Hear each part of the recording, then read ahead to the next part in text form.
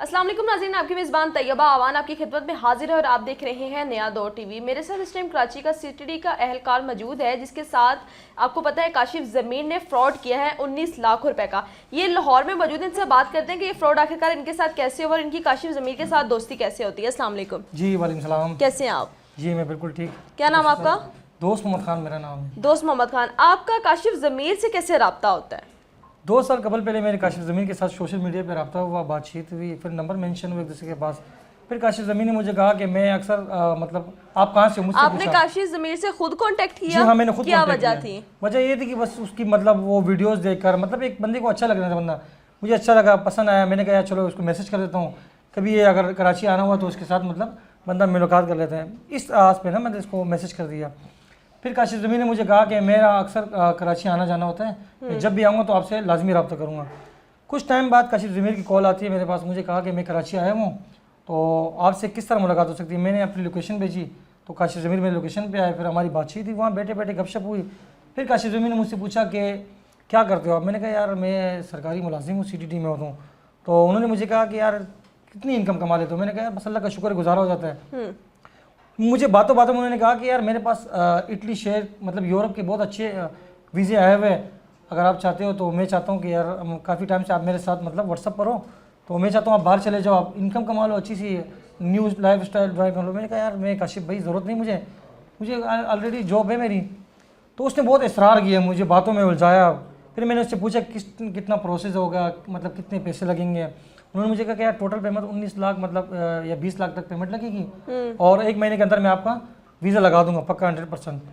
तो बस वहाँ बातचीत खत्म हुई। फिर काशिफ ज़मीर आपको पता है इटली जाने के लिए लोगों ने 45 लाख रुपए देकर अपनी जानें भी गंवाई, डंकियां भी लगाई, वो इटली नहीं पहुंच सके और आपने इतना यकीन कर लिया कि 19 या 20 लाख रुपए में आप इटली पहुंच जाएंगे। जी हाँ, मैंने इसकी शख्सियत को देखा, मैंने कहा इसकी अच्छी दुआ सलाम है और ये काफ़ी सोशल मीडिया पे मतलब सुरखरू भी रहता है। तो मैंने कहा शायद इसकी दुआ सलाम होगी, शायद ये इतने कम पैसों में मतलब 20 लाख भी कम अमाउंट नहीं, लेकिन मैंने कहा इसकी ताल्लुकात अच्छे होंगे, सोर्स अच्छी होती है तो मतलब हो जाता काम ना। तो इस अवस्था में मैंने कहा कि ठीक है भाई मेरा इरादा बनेगा तो मैं आपसे रब्ता करूँगा।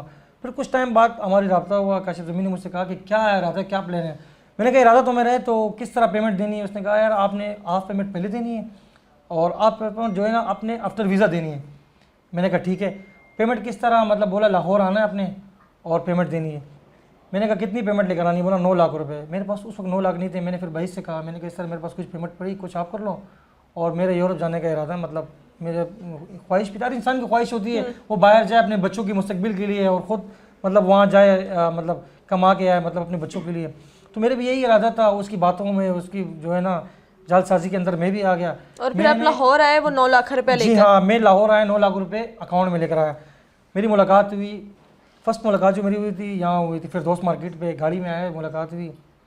मुझे कहा पेमेंट, मैंने कहा पेमेंट तो मेरे पास कैश पड़ी उसमें अकाउंट में, आप मुझे अकाउंट नंबर दें मैं आपको अकाउंट में भेज देता हूँ।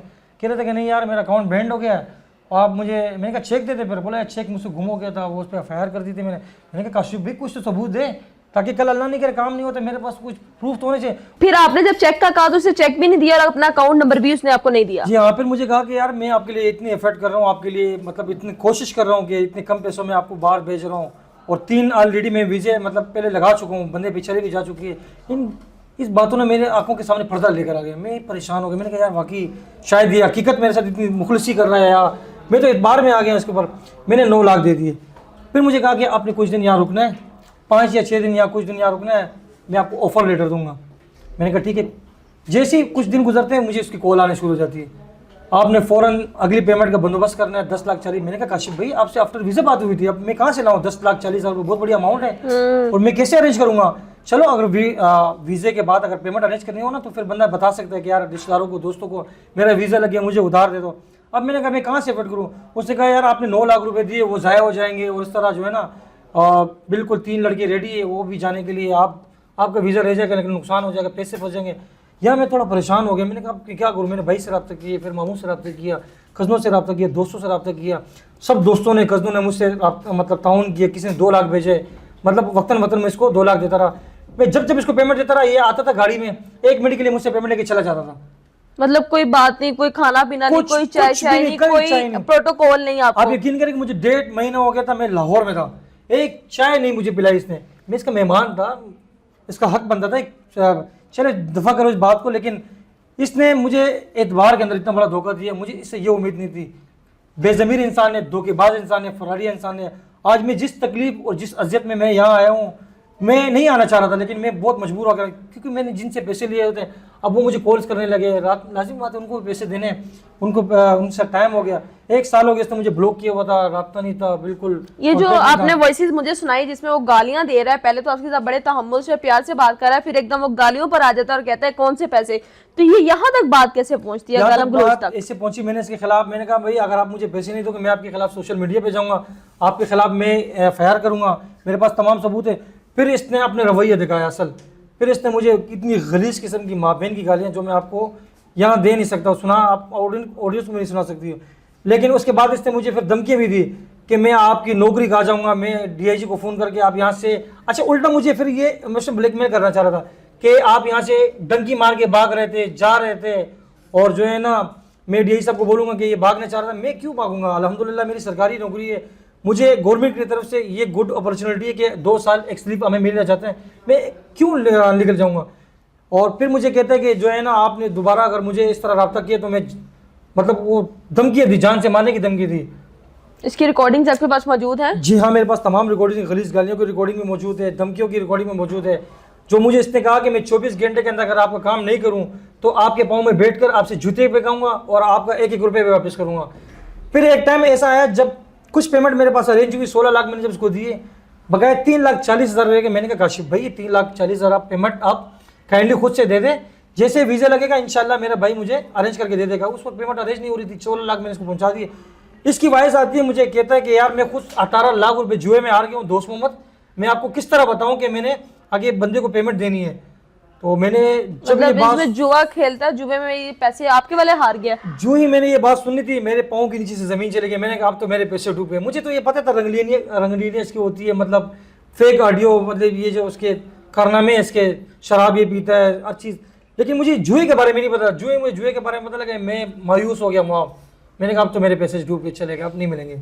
पछतावा होता है कि एक शख्स जिसको आप पसंद करते थे, जिसकी आप फैन थे, जिससे आपने खुद राब्ता किया, जिसको आपने बुलाया, जिसकी मेहमान नवाजी की, उसने आपके साथ क्या किया? बहुत तकलीफ होती है और बहुत दिल लुगा है। मैं आपको बता नहीं सकता कि कितनी तकलीफ और कितनी अजियत में मैं यहाँ लाहौर आया हूँ। और सबसे पहले मैं आपको यहाँ एक बात मेंशन करना चाहता हूँ, मैं कामरान डीआईजी फैसल कामरान साहब को बहुत मशकूर हूँ, ते दिल से मशकूर हूँ।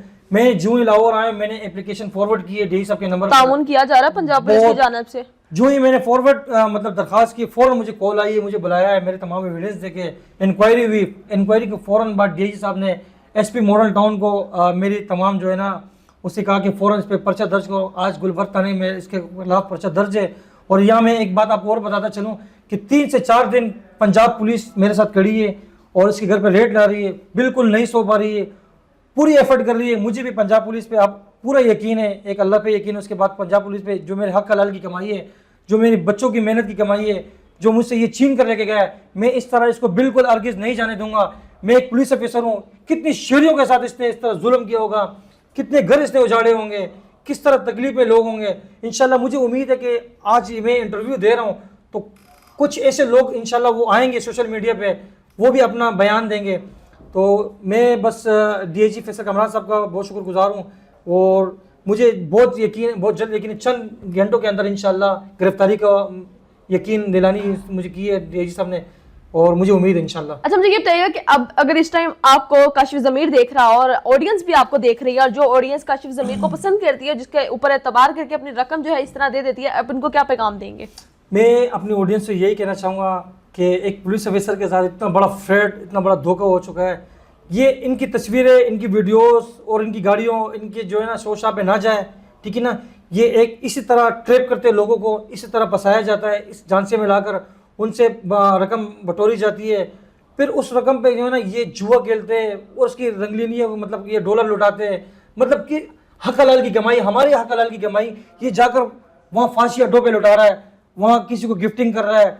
ये सरासर नाजायज़ है। इंशाल्लाह बहुत जल्द पंजाब पुलिस और मुझे यहाँ एक बात और कहनी है कि मैं डीआईजी कामरान फैसल साहब से एक बात ये भी कहना चाहूँगा कि जितनी जल्दी हो सके वो इस जालिम इंसान को, इस बेज़मीर इंसान को, इस धोखेबाज इंसान को, इस फराडी इंसान को कटहरे में करें और उसको सख्त से सख्त सजा दी जाए और मुझे इंसाफ दिया जाए। बहुत शुक्रिया जी। हमारे साथ इस टाइम दोस्त मोहम्मद मौजूद थे जो कि कराची से यहाँ आए और सीटीडी के अहलकार हैं और इनके साथ 19 लाख रुपए का फ्रॉड हुआ है। इनकी मेहनत की कमाई, इनके बच्चों की रोजी रोटी जो कि इन्होंने उन पर खर्च करनी थी, वो यहाँ पर ये एक ऐसे शख्स के हाथों गवा चुके हैं जिस पर इन्होंने ट्रस्ट किया, जिस पर एतबार किया, जिसको पसंद करते थे। सोशल मीडिया हमेशा जो दिखता है वो नहीं होता, ऑफ द कैमरा कुछ और चीजें होती हैं। ये आज आप लोग के सामने आ गई। आप लोग की क्या राय है इस प्रोग्राम के हवाले से मुझे लाजमी बताइएगा।